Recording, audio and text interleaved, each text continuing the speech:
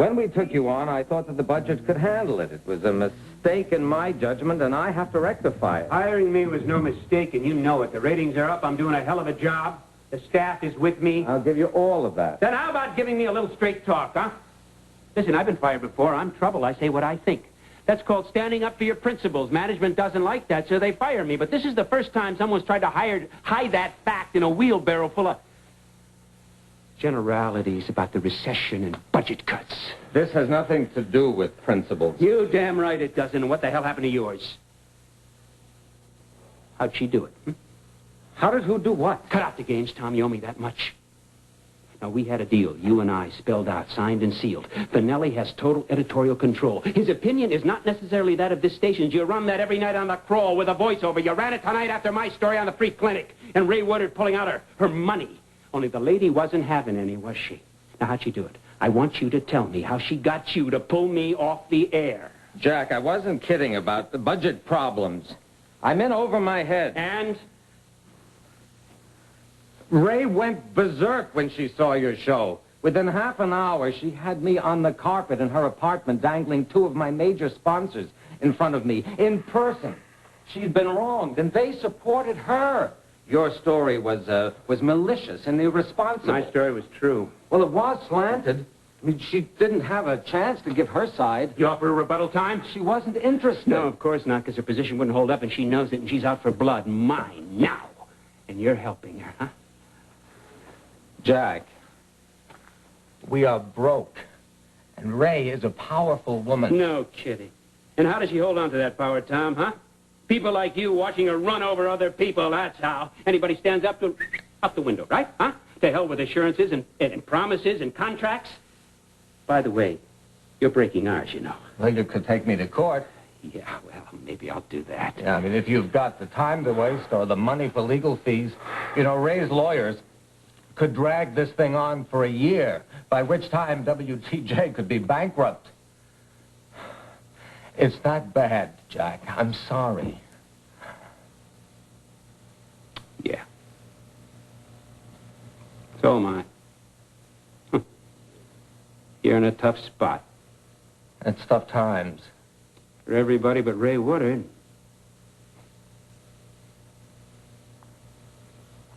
See you.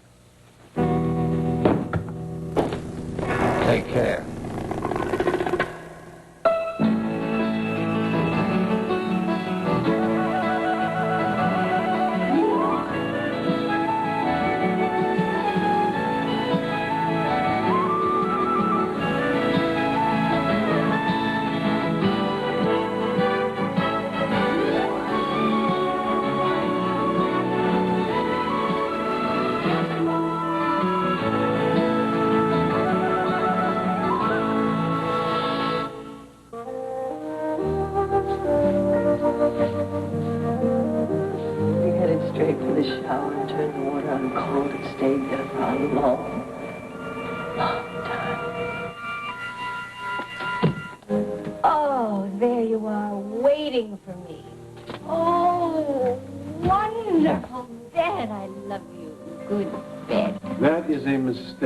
You'll never get up. You're right. Oh, you remember that first campaign and your one and only suit? You were so exhausted. You fell asleep in the supply room on top of a row of cartons, and luckily, Bobby was there 10 minutes beforehand to our KFC communion breakfast. Yeah. And you stood up and apologized to everybody for looking as though you had slept in your suit. Of course you had. 26 hours in that one suit. They were ready to elect you president. Yeah, Charlie Ferris used to call that my confirmation suit. I guess maybe it was, too. They should have had it bronzed.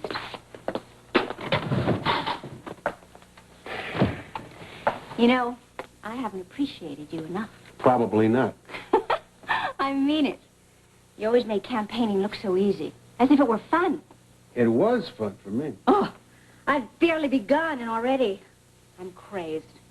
And I thought I was the, organized half of Well, this you team. just get yourself organized and then forget about all the rest. Oh, boy. You weren't kidding about those newspapers, huh? Frank, I can't do it. I mean, I can't read 1/10 of what I should.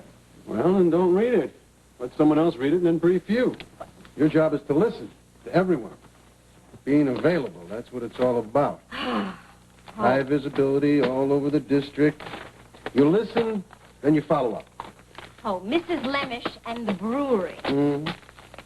Oh, I need a pencil. And you remember to always keep pens and a pad by your bed. Thank you. Mm-hmm. Are you too tired, or do you want to listen to a lovely story? No, go ahead.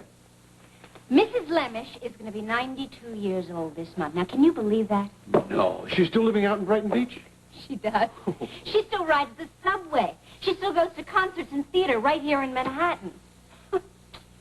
And it seems that she read this announcement about the Philharmonic giving free concerts in Central Park. Preferred seating went to senior citizens if they rode away for tickets. And my first thought was, why not? You realized that gift very young, and that excited you. Because you knew you could move people and excite them and make them believe in you. Oh, my dear, I know that. Frank? Frank? Yeah. Would you ask Mac? You sure? Be glad to. Well, anyway, Mrs. Lemish rode away for 25 tickets, then she trotted herself onto the boardwalk and passed them out to all these familiar faces. You know, some of those people had not been into Manhattan in 20 years. She managed to get them into the subway, found her way So into Central beautiful. Park, and then had a We tremendous... deserve better than And then this. she managed to get them home again, safe and sound. Talk to me now.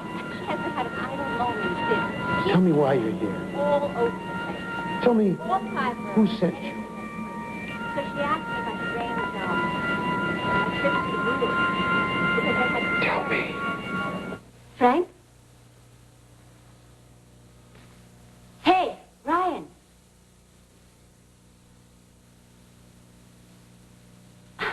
I'll tell you tomorrow. Never mind. Sorry. Something wrong? Is it Charlotte?